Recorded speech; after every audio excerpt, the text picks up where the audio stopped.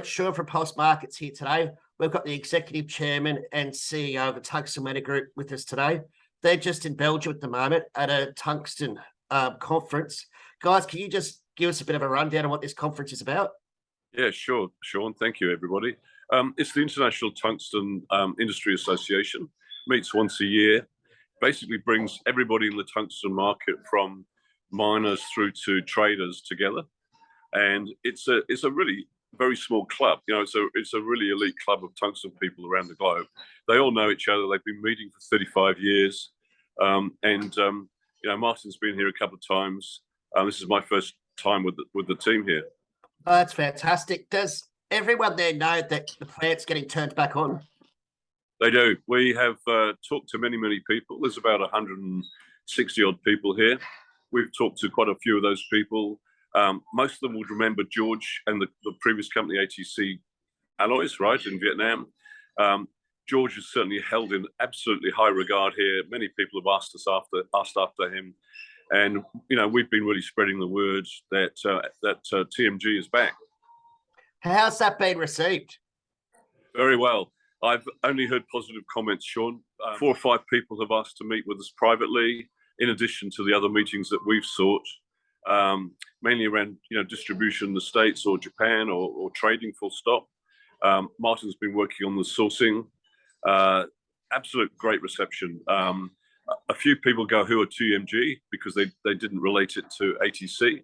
So when we've got in conversation, we've said, look, it's the old ATC Holdings, and ATC Vietnam is a subsidiary of TMG. So with TMG, is its place in the market actually well understood where you actually sit? I think our place in the market is understood as to where we sit. I think we've still got a lot more communication and education to do on that space, Sean. But I would say that the majority of people here have understood where we sit. You know, we're not a threat to the mining end, the upstream end. And in fact, when we've talked about downstream, people have been really encouraging. That's excellent. Martin, do you have any comments on the source of concentrate? We've just heard that that's what you've been looking at. Can you just comment on how we can actually go about buying tungsten? Yeah, we've been contacted now through our main suppliers at the meeting, and we're having one-on-one discussions with them. And a lot of people are keen to supply, so we don't really see there being an issue for us on startup of getting the supply that we need. So it's we're quite confident and quietly confident. So can you comment on offtakes?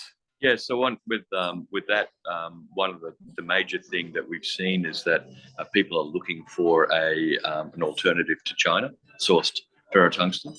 Basically, they're the only people in the market, and a lot of our older people that we used to sell to are saying that they would like the alternative. They would like to be able to buy from someone other than China, and we provide that for them. So we see that a steady approach, getting back into stable production, will lead to long-term contracts. And certainly, we've had indications already from sellers into Japan that if we take that approach, we will get long-term contracts. That sounds fantastic. So your overall experience at the conference, from what you're saying, is really positive.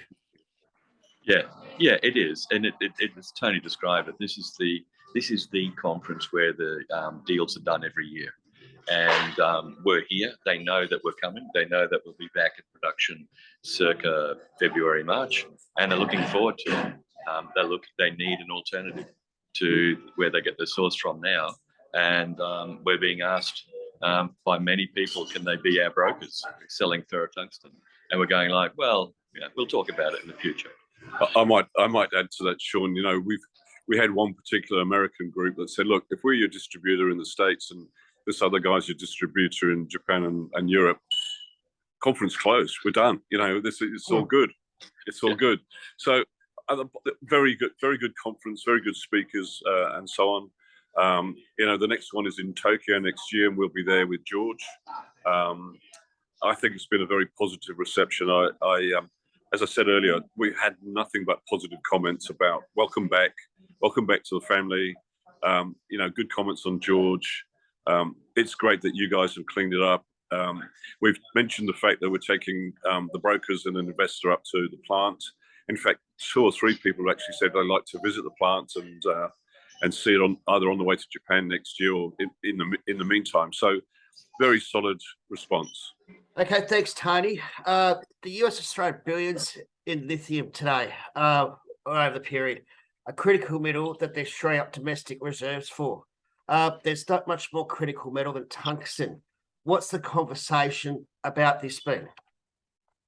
The conference is very well aware, and we've had a presentation on the use of tungsten niobium as the anode for the future electric vehicles. So rather than using graphite, research has now shown that tungsten niobium anodes carry higher charge density, last longer, hundreds of thousands of repeat cycles. It is the new thing coming into EV vehicles in the future, and we're right at the front of that. So the tungsten industry is absolutely looking forward to that development because we're attached into EVs. So we're all going positive and forward with EVs. Excellent. Well, guys, I'll let you get back to it. I know it's very early there now, but have a very nice day and thank you for your time. Thank you both for your time too. All right, Sean, talk soon. Thanks, Sean. See you, boys.